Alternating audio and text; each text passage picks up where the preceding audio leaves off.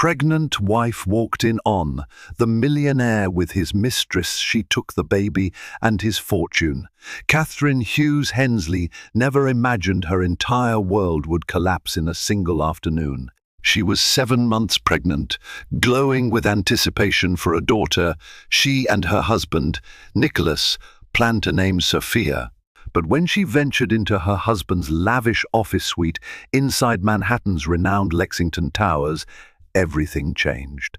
What she discovered, a betrayal so raw and humiliating, would set off a whirlwind of revenge, deceit, and heartbreak.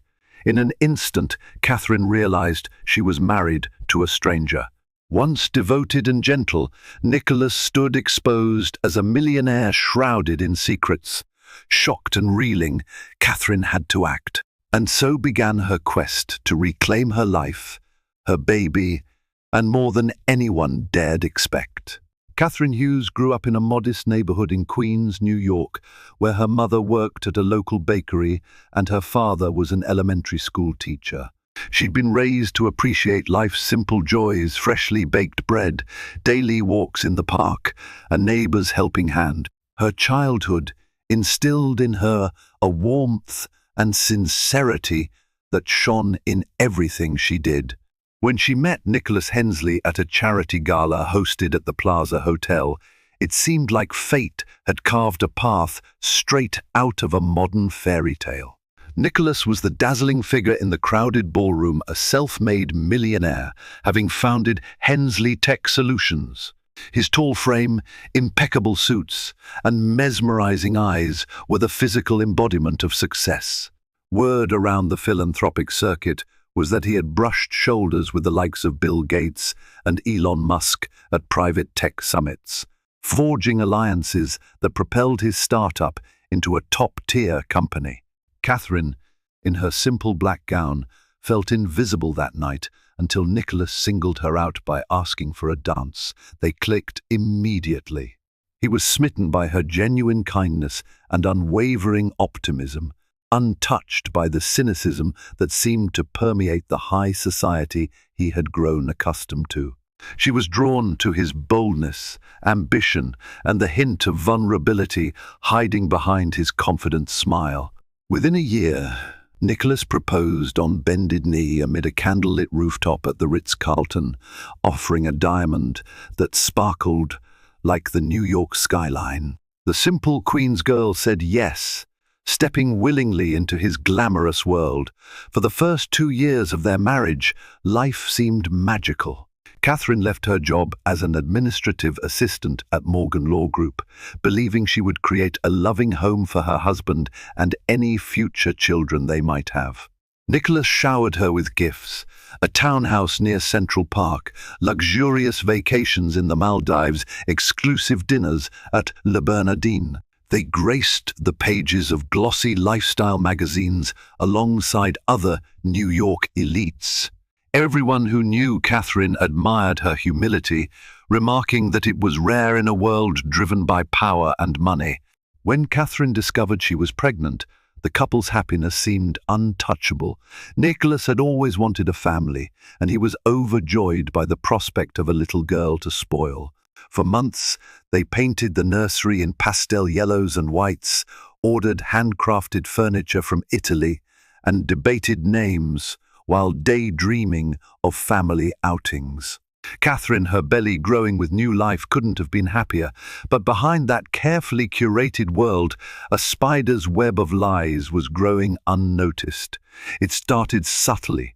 Nicholas began coming home late from the office, muttering about ongoing big deals. He spent hours locked in his study, staring at his laptop with such intensity that Catherine feared for his health. When she expressed concern about his stress levels, he brushed it off with forced laughter. Then came the hushed phone calls, which he would only take in the bathroom or on the terrace, out of her earshot. Catherine tried to dismiss the uneasy knots twisting in her stomach. She reasoned it away. Nicholas was forging crucial business partnerships, maybe finalizing new contracts. Hensley Tech Solutions was on the cusp of an IPO after all, and the tension that accompanied such a significant milestone was understandable. But as each day passed, the distance between them grew. Nicholas began ignoring the colour samples Catherine wanted him to see for the nursery, deferring everything to another time. He neglected the prenatal classes they were supposed to attend together, sending his regretful apologies last minute via text. Worry gnawed at her. Catherine confided in her best friend, Maria Davis, a paralegal she had met back at Morgan Law Group. Maria was no stranger to controlling or manipulative behavior. In relationships she had seen plenty of messy divorces at the firm. She listened intently, cautioning Catherine not to ignore the red flags, even if they seemed small. But Catherine insisted Nicholas loved her deeply. She refused to suspect him of anything so treacherous as betrayal. Still, something was amiss. She noticed the faintest hint of perfume, one that was definitely not hers, on Nicholas's jacket. She noticed lipstick smudges on a stray napkin in his car. When she confronted him about it, he skillfully deflected, joking that it must have been from a colleague. Work dinners, business expansions, there were endless reasons for appearances of female scents and occasional smudges.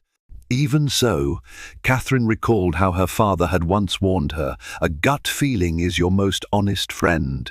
For days that feeling tugged at her, an inner alarm that refused to quiet.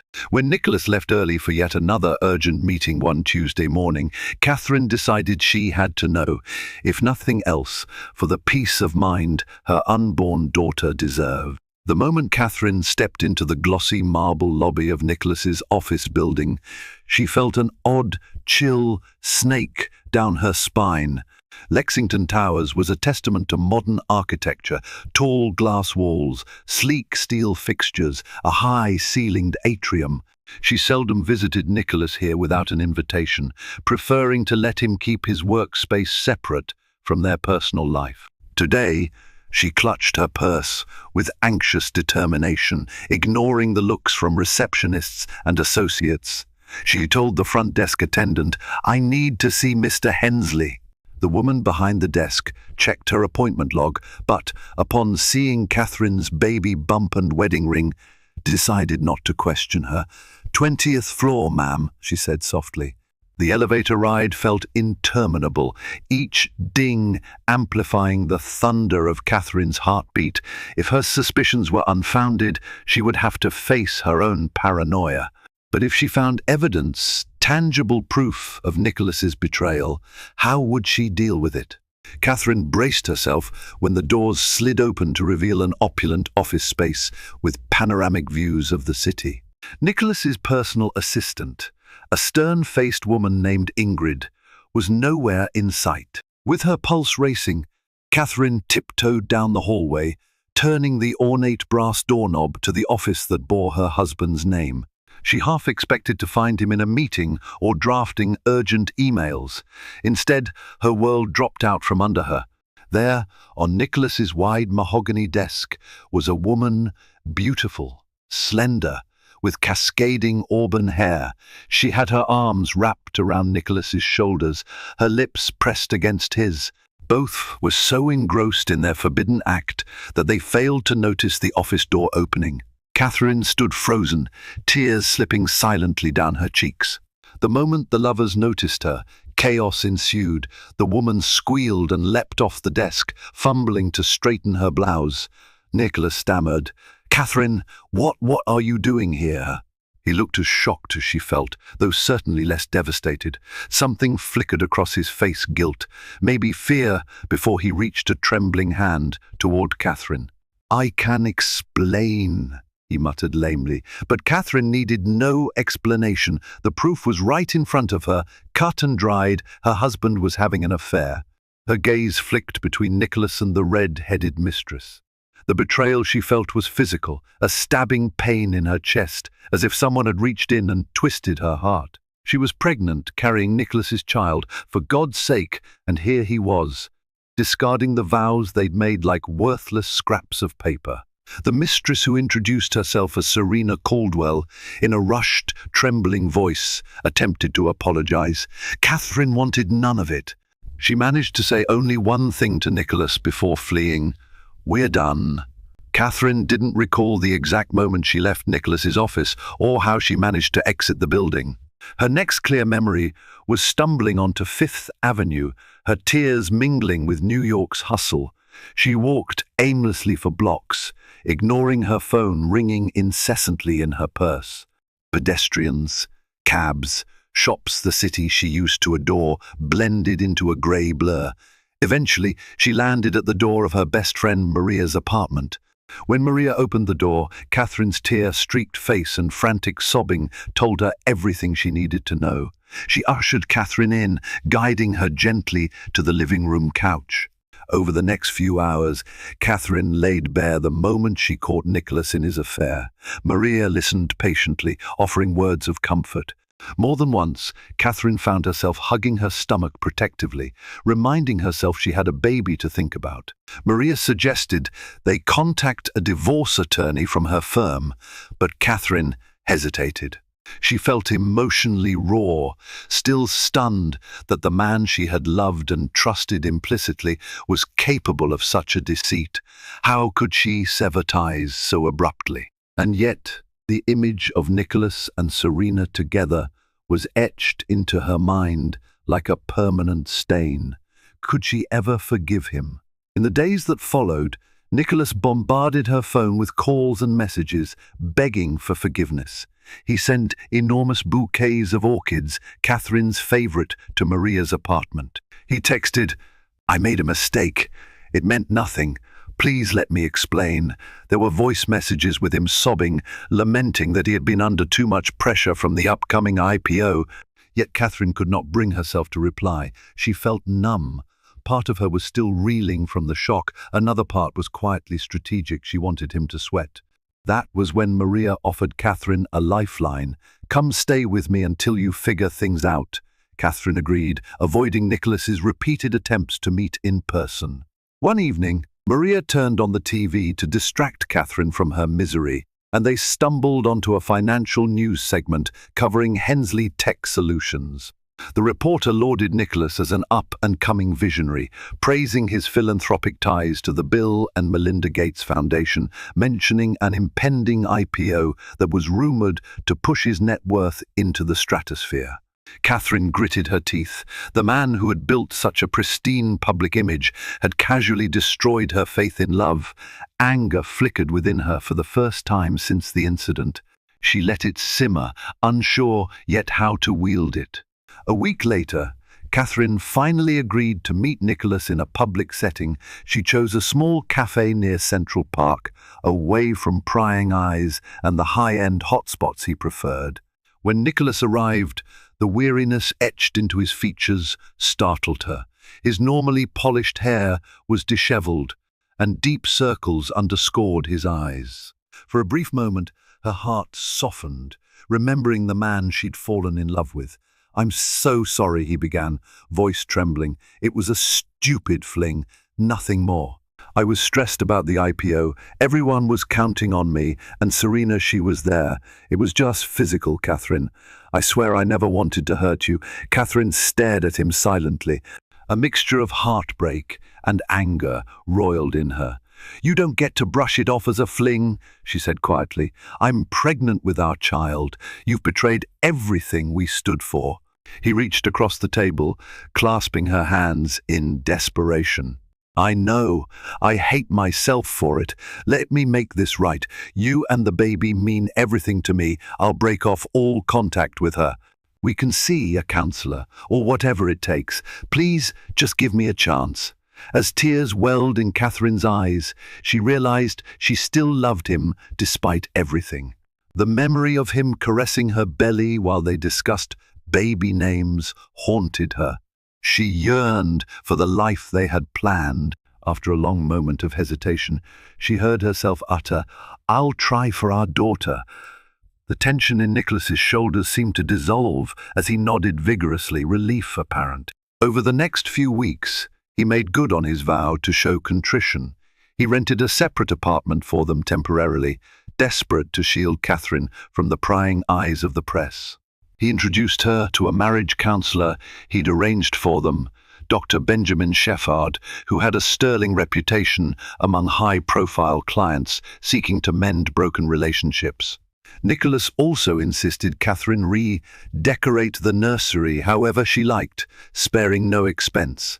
Meanwhile, Catherine's emotions swung like a pendulum one day. She felt hope that maybe, just maybe, they could rebuild. The next, she was overwhelmed by memories of seeing her husband entangled with another woman. She was aware of the precarious nature of her pregnancy. Stress and anxiety were toxic at this stage. Eventually, she decided that if there was ever a time to fight for her marriage, it was now for Sophia's sake. So she threw herself into therapy sessions, grudgingly placing trust in Nicholas. But beneath the surface, the seeds of doubt had already taken root. While Nicholas tried to piece their marriage back together, Serena Caldwell seemed determined to remain a presence. Catherine first sensed it during a therapy session. Nicholas's phone buzzed relentlessly, and he grew visibly tense each time it happened. After the third buzz, Dr. Sheffard gently suggested Nicholas power down the device. Nicholas obliged with a flustered apology. Later, Catherine discovered private messages on Nicholas's phone from an unsaved number. She recognized the short, clipped tone as Serena's. They mostly read as, "Please, I need to talk to you. It's urgent. Don't ignore me."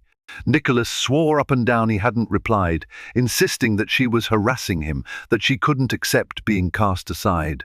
Nonetheless, Catherine's heart pounded with dread each time she saw a new text appear. She began to wonder if Serena knew how to manipulate Nicholas, or if Nicholas harbored lingering feelings. One evening, Nicholas suggested they dine at an upscale French restaurant in Midtown to celebrate Catherine reaching her 8th month of pregnancy. Her initial hesitation melted at his earnest desire to create a peaceful night for them. He'd reserved a private booth, ordered her favorite dishes, and seemed relaxed, like the Nicholas she used to know, secure and attentive. Their dinner was halfway through when Nicholas's phone vibrated on the table. Catherine glared at him, silently warning him not to pick it up. He slid it into his pocket instead, but soon it rang again, a shrill intrusion into the elegant hush of the restaurant. Apologetically, Nicholas stepped away to answer. Catherine could see his face growing increasingly distressed, and he hurriedly ended the call, returning to her with a look of unease. "What is it?" she asked, dread coiling in her stomach. He forced a casual laugh, though it sounded hollow.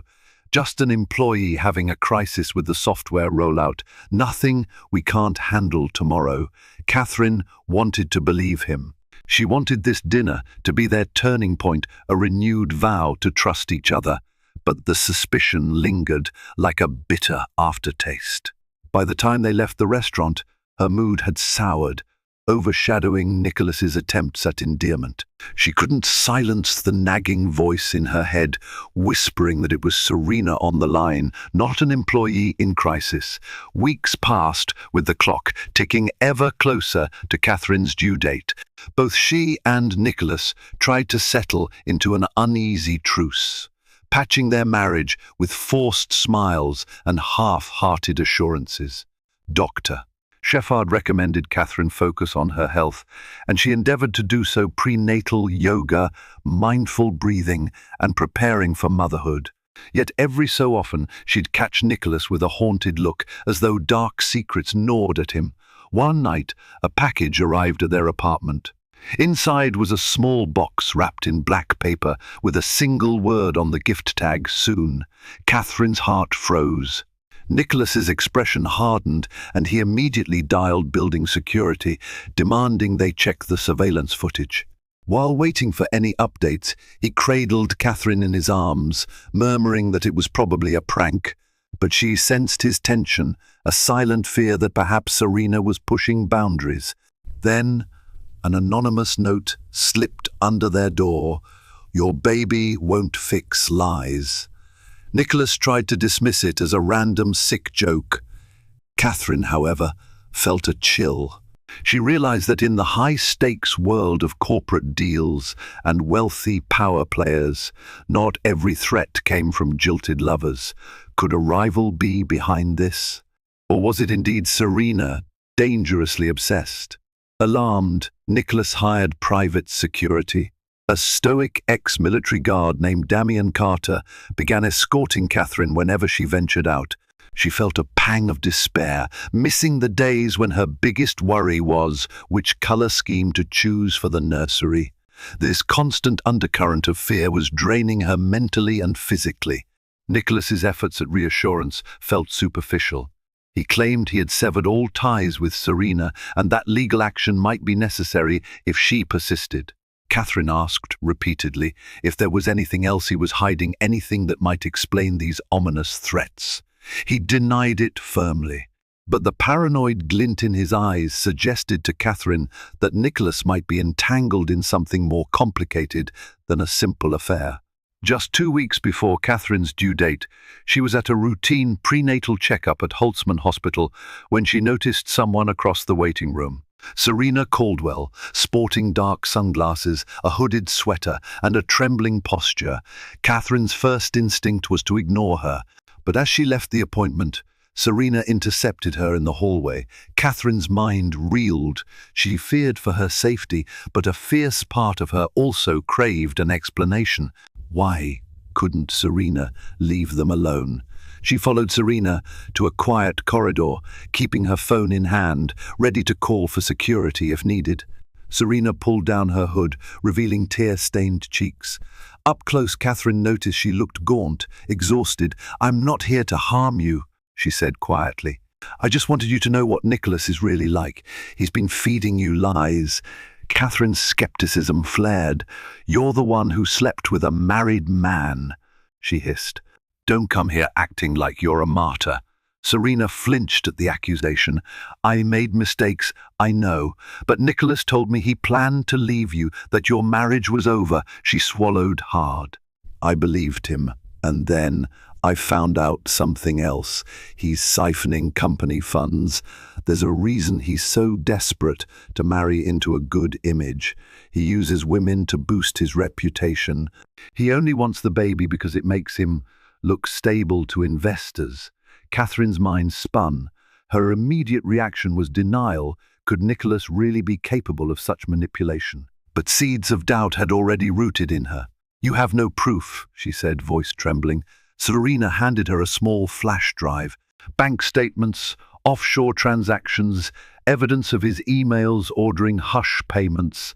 "I got them off his laptop after he left me high and dry. Do what you want with them, but trust me, Nicholas has built everything on lies." Her limbs shaking, Catherine pocketed the flash drive and hurried away, ignoring Serena's pleas to be careful. That night, she confronted Nicholas. He was oddly silent at first, eyes darting as she demanded the truth. "Is it true, Nicholas? Are you laundering money or siphoning funds?" she accused, brandishing the flash drive like a weapon. At first, Nicholas denied everything. "You're going to believe her word over mine?" He ranted that Serena was a vindictive liar who would say anything for revenge. He accused Catherine of betraying him by even entertaining the possibility. Yet when Catherine pressed him further, he grew agitated, face blotched with anger. Instead of providing any rational explanation, he stormed out of the apartment, leaving her standing there, heart pounding, tears of confusion in her eyes. Overwhelmed, Catherine called Maria for help. Maria, being a paralegal well-versed in corporate litigation, arrived with her laptop. Together, they examined the documents on the flash drive. The data was complex, multiple spreadsheets showing roundabout transactions linked to shell companies in the Cayman Islands. Email threads discussing quiet transfers that Nicholas appeared to be orchestrating under the guise of consulting fees. Maria's face grew increasingly grim. "These aren't just random documents. They're legit. If Nicholas is doing this, it's fraud. Possibly securities fraud, prison time fraud. The magnitude of it stole Catherine's breath. Was her husband risking everything, the unborn baby's future, their marriage, his own freedom? Maria was adamant they take this to her law firm's senior partners. Catherine felt torn. Confronting an affair was one thing, but unmasking potentially criminal activity was another. She recalled the threatening notes and the package. Could someone else be blackmailing Nicholas? If so, confronting him publicly might make them bigger targets. Fear clutched her heart, but so did anger. Nicholas had made vows not just to love and cherish her, but to protect their family. If he was jeopardizing everything, Catherine needed to act. She tried to call Nicholas again, voicemail. She tried contacting him through his personal assistant, Ingrid, but was told he was in a meeting. Growing desperate, Catherine considered going to the police, but Maria cautioned her to wait until they had legal counsel on board. So they spent a sleepless night forging a plan. Catherine would speak with an attorney from the Morgan Law Group in the morning, someone specialized in financial crimes. They would figure out how best to proceed without endangering Catherine or her baby. In those tense hours, Catherine stared at the blank nursery walls, the crib and soft toys mocking her. The dream of a perfect family life had shattered irreparably. Now, all she wanted was to protect her child. She pressed a hand to her belly, whispering, "I'll keep you safe," tears slipping down her cheeks as she silently vowed to stand against Nicholas if it meant saving herself and her baby. The next day, Catherine walked into Morgan Law Group, supported by Maria. They went straight to meet Robert Wilson, a senior partner known for handling high-profile white-collar crime cases.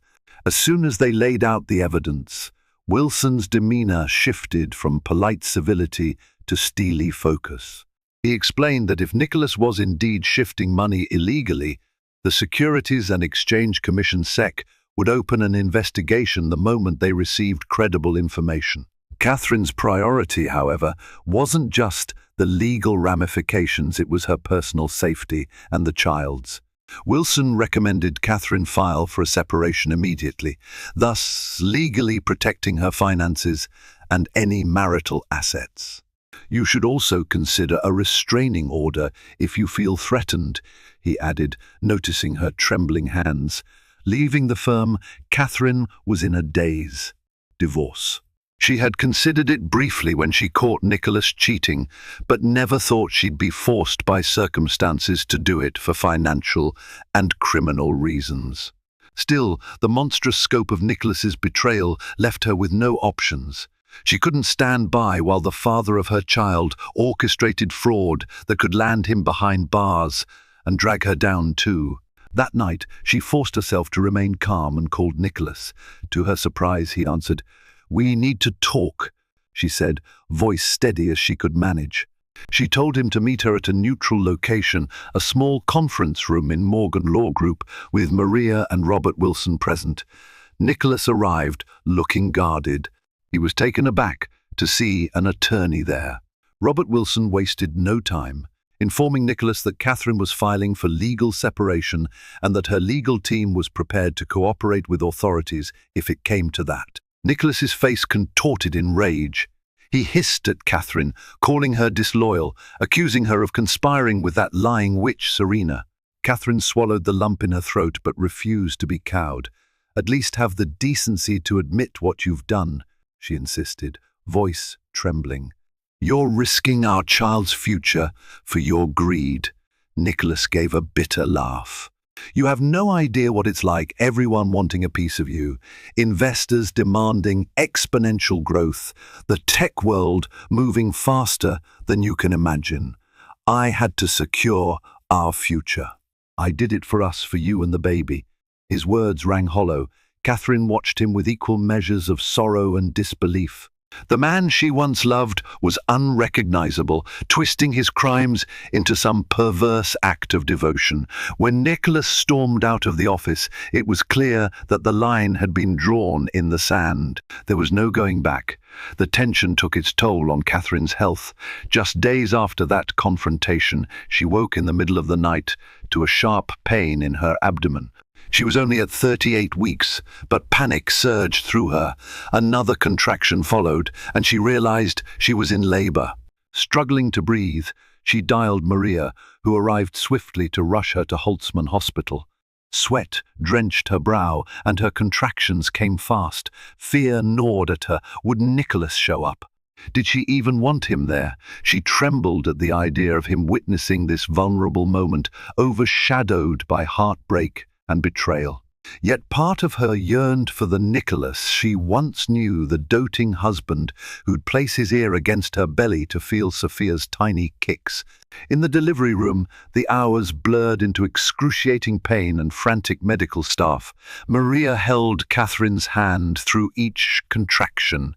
Finally, a high-pitched cry pierced the air, echoing Catherine's own sob of relief. Sophia Hughes Hensley came into the world wailing, a tiny miracle in the midst of chaos. Overcome with emotion, Catherine wept. Sophia was healthy, sporting a tuft of dark hair and curious eyes that fluttered open to greet the new world. Maria stood by, tears in her own eyes, capturing the moment on her phone so Catherine could treasure it later.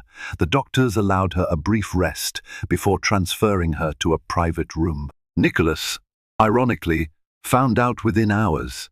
Despite the tension between them, the hospital staff called him as Sophia's father. Catherine wasn't surprised when he arrived, tears in his eyes, practically stumbling through the doorway. He murmured an apology, not for his deeds, but for missing the birth. Tentatively, he reached for Sophia. Catherine let him hold their daughter, if only so Sophia might one day see pictures of her father in her earliest hours. "You're beautiful," Nicholas whispered to the tiny bundle in his arms. For a fleeting instant, Catherine glimpsed the man she had once adored, full of genuine love and wonder. But that moment passed swiftly, overshadowed by their fractured reality. Catherine's hospital stay was brief. Within 2 days, she was discharged with baby Sophia in tow. At Maria's urging, she set up a temporary nursery in the spare bedroom of Maria's apartment. Nicholas offered to take them back to the townhouse, but Catherine flat out refused. With the separation papers filed, returning to that house felt like a betrayal of her own principles. Meanwhile, word of a potential SEC investigation into Hensley Tech Solutions began circulating in hushed tones. Journalists and financial analysts sensed something was amiss. Rumors of corporate malfeasance were swirling. Catherine tried to shield herself from the media storm, but reporters soon camped outside the townhouse and Nicholas's offices, hungry for a scandal. She turned off the TV and avoided news sites, focusing on the only thing that mattered: Sophia. Nicholas's demeanor became erratic. One day, he would plead with Catherine to reconcile, to protect their family image, swearing he could fix everything. The next, he would lash out, threatening to fight for full custody if she ruined him. Catherine was torn. Her maternal instincts went into overdrive. She refused to let Nicholas manipulate her, but the thought of a grueling custody battle terrified her. She understood that money could tilt any legal battle, and Nicholas had ample resources unless the authorities froze his assets. Maria and Robert Wilson advised Catherine to file for sole custody, citing Nicholas's pending legal issues. The paperwork was crushing, the emotional toll overwhelming. Catherine no longer recognized her own life. She gazed at Sophia, sleeping peacefully, oblivious to the turmoil.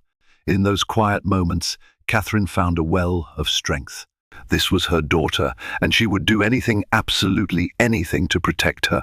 Within weeks, the SEC formally launched an investigation into Hensley Tech Solutions. Nicholas tried to maintain an air of confidence, appearing on financial news outlets, dismissing the accusations as baseless rumors and targeted harassment. However, behind the scenes, his legal team scrambled to manage the fallout. Share prices plummeted, investors panicked, and the once lauded IPO was placed on indefinite hold.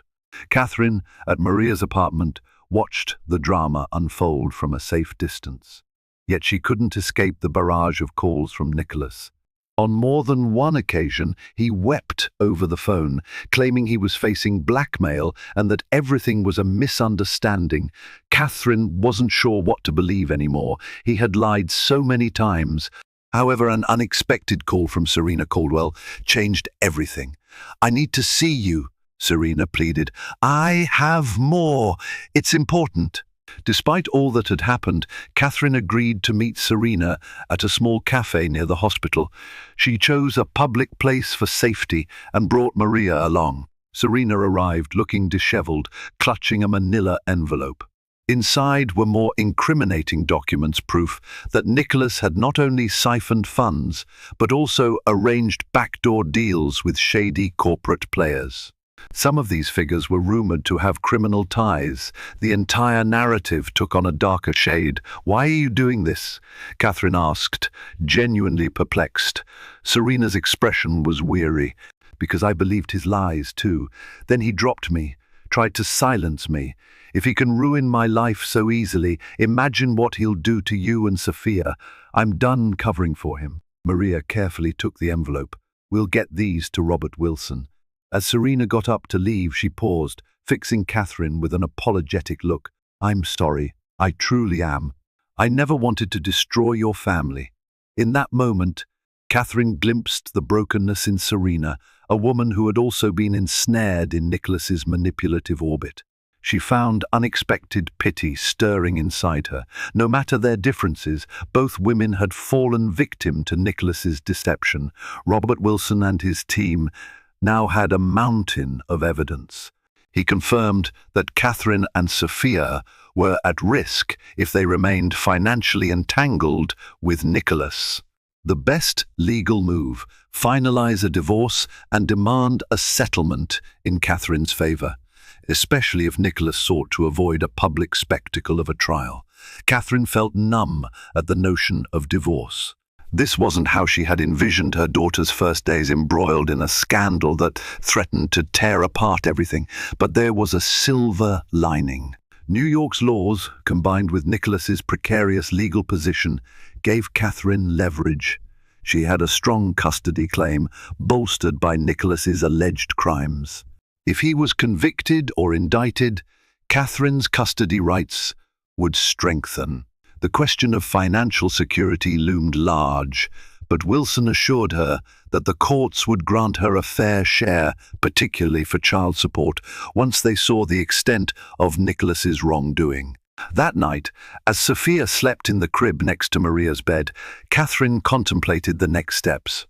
She didn't want to become a vengeful ex-wife, but she couldn't ignore how Nicholas had crushed her trust and endangered her future.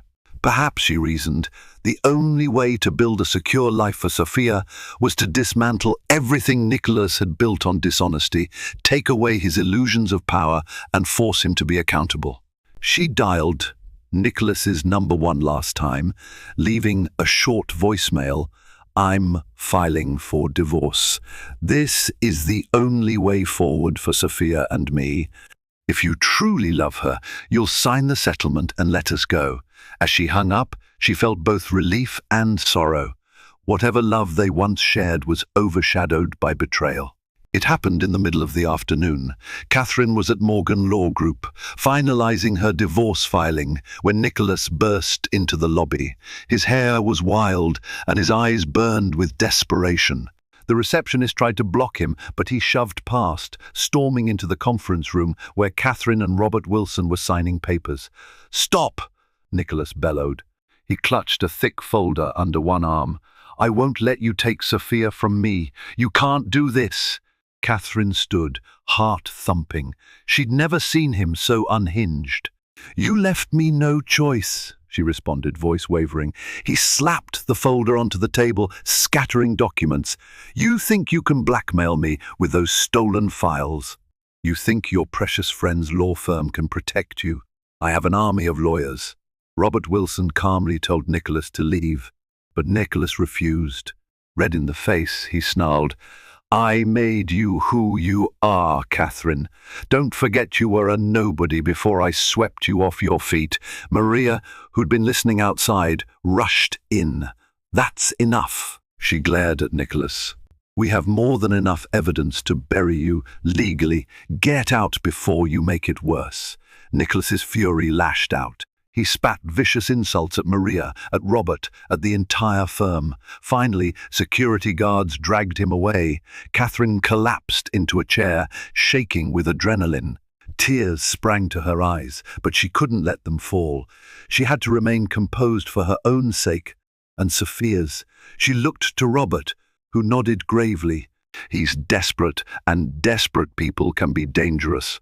We'll move fast to secure a court order granting you temporary full custody until the investigation concludes," Robert said. Catherine realized she had never feared Nicholas so deeply. His once charming facade was gone, replaced by a rage-filled man who would stop at nothing to keep his power. She allowed herself a single, silent moment of grief for the love she had lost, then steeled herself. She had to win this battle. The weeks that followed were a blur of legal motions, press releases, and quiet heartbreak. Nicholas's empire began to crumble under the weight of the SEC investigation. While the affair itself was tabloid fodder, the real bombshell was the fraudulent financial scheme. Newspapers and financial blogs splashed headlines like "Tech Millionaire Nicholas Hensley under federal scrutiny." As his reputation nosedived, top executives resigned and critical investors sued him. Catherine watched from the sidelines, burdened by mixed emotions. Part of her felt vindicated. Nicholas was finally facing the consequences of his actions. But another part ached with regret, recalling the man she once admired. Still, her maternal instincts reigned supreme. She had to protect Sophia. Eventually, the courts granted Catherine temporary full custody. Her divorce proceedings advanced swiftly, aided by Nicholas's battered legal position and the fact that no judge wanted to entrust a newborn to a father under federal investigation. In a last-ditch effort to salvage something, Nicholas's lawyers proposed a settlement that handed Catherine a substantial portion of his assets, including the townhouse and a sizable fund to ensure Sophia's upbringing. In exchange, Catherine wouldn't push for further criminal charges based on Serena's revelations. Those would be left to the SEC to pursue. With Maria and Robert's guidance, Catherine accepted, ensuring she and Sophia would be financially stable. She sold the townhouse, finding it too haunted by memories, and purchased a modest but cozy apartment in Brooklyn. She stored enough funds in a secure trust for Sophia's education and future. When the divorce was finalized, Catherine felt an odd hollowness. She had effectively taken Nicholas's fortune, but the victory was bittersweet. She remembered her vow in the early days of her pregnancy to build a warm, loving home. She had achieved that, but not in the way she'd ever imagined. Months passed. Nicholas's trial was pending. He faced significant jail time if found guilty. Rumors swirled that he was trying to broker a deal with federal prosecutors, possibly offering information on bigger players in exchange for leniency. Catherine rarely saw him anymore. Their only contact was a monthly supervised visitation, as mandated by the temporary custody agreement. Yet, Nicholas seldom showed. Once he arrived late, reeking of alcohol, eyes full of regret. He tried to hold Sophia, but she cried, unfamiliar with this tense stranger who claimed to be her father. Catherine looked on, torn between pity and relief that she had stood her ground. Meanwhile, Catherine found solace in caring for her daughter. Through sleepless nights and round-the-clock feedings, she discovered a love deeper and purer than anything she had ever known. She also reconnected with old friends from Queens, who welcomed her back into their more grounded, unpretentious world. She began volunteering at a local community center, determined to channel her experiences into helping other women in crisis. One afternoon, while returning from a stroll through Prospect Park, Catherine received an unexpected call from Serena. She hesitated but answered. Serena's voice was subdued. "I just wanted to say thank you. I was called as a witness in Nicholas's case. I'm relocating to Chicago for a fresh start." Catherine listened quietly. Serena exhaled. "I hope you and Sophia find peace." I really do. Catherine believed her sincerity. She answered with a soft, I hope you find it too. As the seasons changed, Catherine's life began to stabilize. She enrolled in online courses, aiming to become a certified financial consultant. Ironic, given the turmoil she'd endured, but she wanted to ensure she never again remained ignorant of financial complexities. She also stayed in close contact with Maria, who remained her staunchest ally and godmother to Sophia. With the settlement funds, Catherine founded a small foundation assisting single mothers navigating legal challenges. She named it after her mother, Eva Hughes, who had always taught Catherine to be compassionate to those in need. In a twist of fate, the media that once hounded her for scandal now highlighted her philanthropic work, praising her transformation from wronged wife to empowered advocate. Sophia thrived. She babbled her first words, took her first steps. Each milestone fueled Catherine's resolve to never let the past define them. Occasionally, she'd hear updates about Nicholas's case, the trial date pushed back, a new round of depositions. She felt no urge to track every detail. The man was a cautionary tale now, a lesson in how power and greed could corrupt love. On a rainy afternoon, Catherine found herself looking through old photo albums, a simpler time, where Nicholas's smile had been genuine, and she had believed wholeheartedly in their future. Tears brimmed, but she closed the album gently, refusing to dwell in regret. She had survived betrayal, protected her child, and secured their future. That was enough. On the day Nicholas's sentencing was finally announced, Catherine was home with Sophia. She watched the news coverage only out of a sense of finality. He had pled guilty to multiple charges, including fraud and embezzlement. The judge handed down a prison sentence of several years. Nicholas, once a rising star in the tech world, stood before the courtroom, shoulders hunched, face pale. Catherine turned off the TV. She felt a pang of sorrow for the man she once loved, but also an immense sense of closure. This was the inevitable end for someone who betrayed everything he claimed to cherish: his wife, his child, and his integrity. Now Catherine and Sophia could move forward unburdened by the shadow of his looming presence. In the quiet that followed, Catherine scooped Sophia into her arms, kissing the top of her head. Outside, the sun broke through grey clouds. She made a silent promise to herself. From this day forward, life would be about creating good from the ashes of what had been destroyed. Spring arrived, bringing gentle breezes and a sense of renewal. Catherine secured a charming Brooklyn brownstone, courtesy of her prudent financial planning. The nursery, once a painful reminder of dreams lost, was reimagined into a bright toddler's room for Sophia, filled with plush animals and colourful murals. Each morning, mother and daughter strolled through the neighbourhood, greeting friendly neighbours who admired Sophia's cheerful giggles. The foundation Catherine had established grew gradually, helping more mothers secure legal aid or navigate custody issues. She became a local figure of resilience, invited to speak at charity events about overcoming adversity. Sometimes she'd share her story, not the sensational tabloid version, but the honest journey of heartbreak, betrayal, and ultimate empowerment. In those speeches, she'd mention how love, when twisted by lies, could become a weapon. She'd caution others about the importance of maintaining independence, financial and emotional. Yet she always ended on a note of hope, reminding people that no matter how dire one's circumstances, the human spirit could rise again. She was living proof. One evening, after tucking Sophia into bed, Catherine sat on her porch, sipping chamomile tea. Maria joined her, having come by to help with dinner. They spoke of the future, how Catherine might one day open a second foundation branch in Queens, where she grew up, or how she was considering writing a book about her experiences. Maria teased her, "Careful, you might become famous." Catherine chuckled, "As long as it helps others avoid my mistakes. And if it means securing Sophia's future, I'm all for it." A tranquil silence fell. The nightmare had passed, but its lessons remained. Catherine closed her eyes, feeling the soft night air brush her cheeks.